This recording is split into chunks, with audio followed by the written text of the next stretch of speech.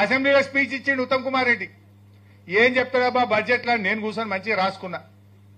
ఏం చెప్పిండు? ఈ మొదటి సంవత్సరంలోనే 6 ప్రాజెక్టులు పూర్తి చేస్తా, 6,50,000 ఎకరాలకు నీళ్లు ఇస్తా, మాది పనిచేసే ప్రభుత్వం, మాది చేతుల ప్రభుత్వం, మేము ఇంతగానో పనిచేస్తాము అన్నారు. ఏడాది అయిపోయింది. మొన్న మళ్ళీ బడ్జెట్ పెట్టిరు. నేను తీస్తే ఏమైనా చేసిన రాబాయ్ అని పుస్తకం అంతా చదువుతాయి. ఏమన్నది ఒక్క ప్రాజెక్టు పూర్తయింది లేదు, 1 ఎకరానికి వచ్చింది లేదు. నేను లేచి అడిగిన, ఏమైనా పోయినసారి అసెంబ్లీలో 6,50,000 ఇస్తా అంటివి, 6 ప్రాజెక్టులు పూర్తి చేస్తా అంటివి, మరి ఏది పూర్తి చేసినావో ఏడ నీళ్ళు ఇచ్చినావో జర చెప్తావా అన్న. మాట్లాడుతూ ఒట్టు మళ్ళీగా తలకాయకి ఎందుకు వేసుకున్నాడు, పోవుడు బయటకిగా మాట్లాడడం లేదుగా. ఇది వాళ్ళ కథ.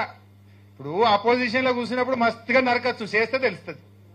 మరి ఆడవే 6,50,000 అన్నోని 65,000 ఎకరాల కన్నా ఇవ్వచ్చు కదా, పోనీ 6,000 ఎకరాల కన్నా ఇవ్వచ్చు కదా. 65,000 లేదు, 6,000 లేదు, గొండు సున్నా.